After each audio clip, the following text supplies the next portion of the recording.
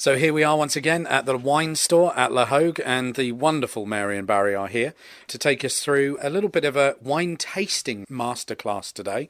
Unfortunately, the glasses are empty, but I'm sure anything could happen. So there are lots of myths, and people, I think, assume they know the best way to enjoy a wine, how to taste a wine, but actually there's quite a science behind it all in terms of the type of glass and actually how to best enjoy the aroma, the flavour, the palate of a wine. I'm making up words as I go along because I haven't got a clue myself, but where do we start with all of this then, Mary? Right, I think the important thing first of all is before you open the bottle, make sure you've got some nice glasses.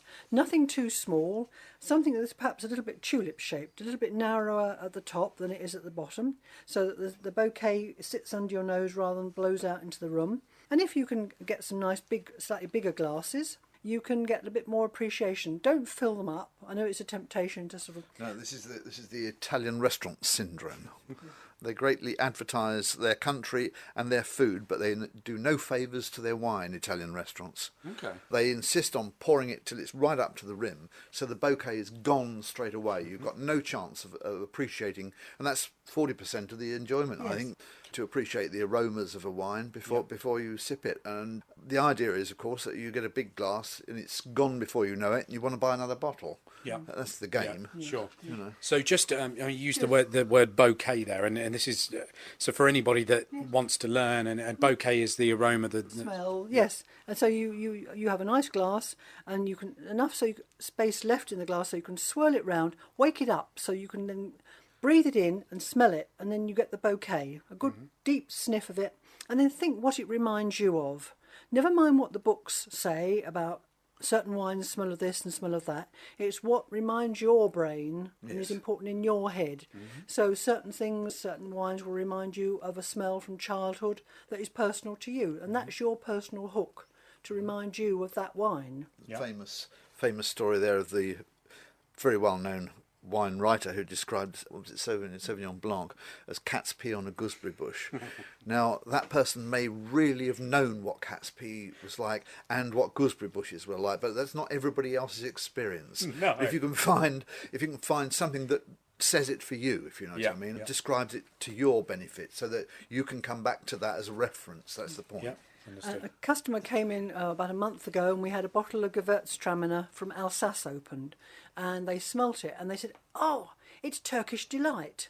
And when I smelt it, I could see what they mean. It just smelt like Turkish Delight. It's true, yes. And it was really lovely. And it was just their explanation was spot on, absolutely spot on for that. Yeah. And then once you poured some into your glass, give the glass a good swirl round, and then just look at the colour. Is it almost watery white? Is it straw? Is it gold colour? Or if it's red, is it very, very pale like a Pinot Noir? Very, very purple, which means it's young. Going a little bit brown around the edges, which means it's getting a bit older. Or really deep, deep colours like a Syrah. Have a good look at the colour and then... You'll learn what the colours, the depth of colour, etc. tell you. It's experience really, but you've got to start somewhere, and the beginning is just by glancing at it.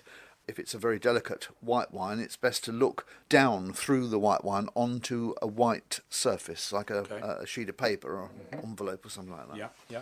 So you've had a look at the colour and assess whether you think it's very, very purple and therefore young, or going a little bit brown and getting old. You've had a good sniff, and then it's time for a great big, not a dainty little sip, but a proper mouthful, and let it go round your mouth and see what you feel. Do you feel tannins around your gums? Do you feel acid on the tip of your tongue? Where do you feel the flavours? And is it sharp? Is it a bit acid? Is there some sweetness in there? And the tannins? Or is it just lovely and soft and mellow? And just think about it for a few minutes, and then that will enhance. You don't have to do that with every glass, but once you've done it with the first glass, you'll have a bit more idea next time you want to buy a wine what you really like. And it'll enhance your appreciation, and you get better value for money that way.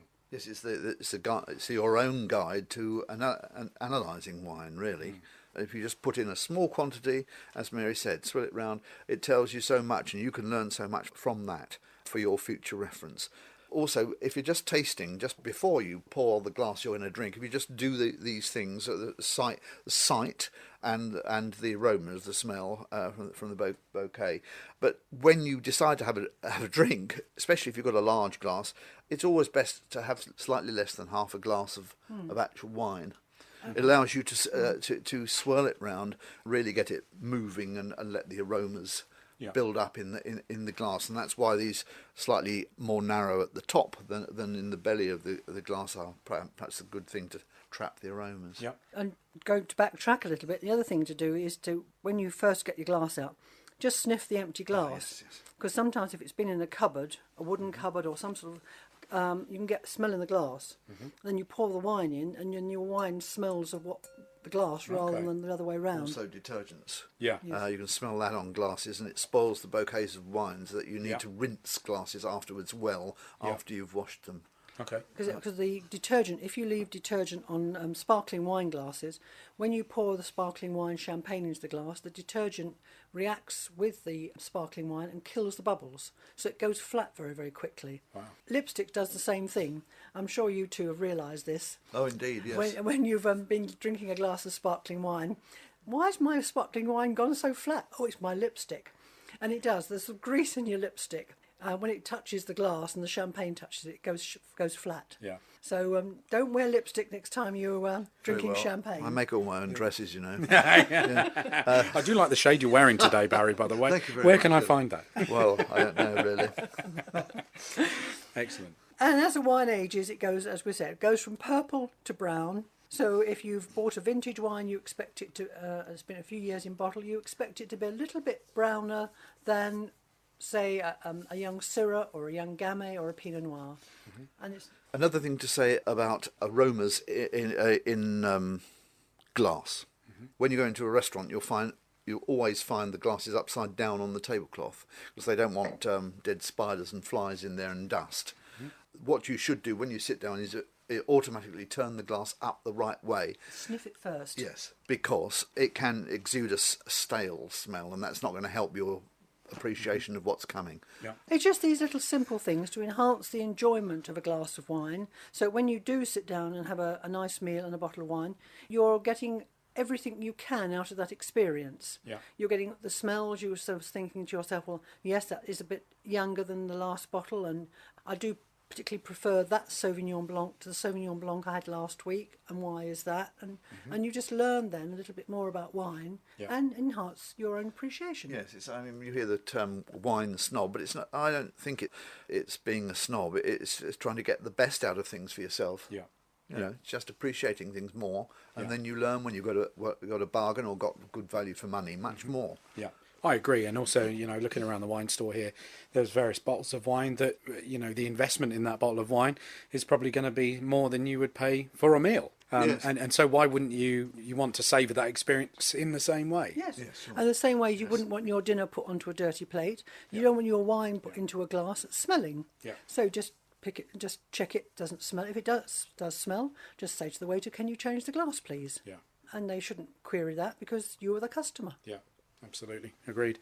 Fascinating and a lovely insight into how we should move forward in terms of enjoying a glass of wine, of course. And I think quite an interesting topic, actually, for this week. And there's probably more that we can do. We talked a couple of weeks ago about possibly the storage of wines and what happens to wine over time and stuff. So it'd be interesting to maybe do something on that at a later date. Sure, But yeah. for the time being, though, Mary and Barry, thank you very much for your time. Thank you.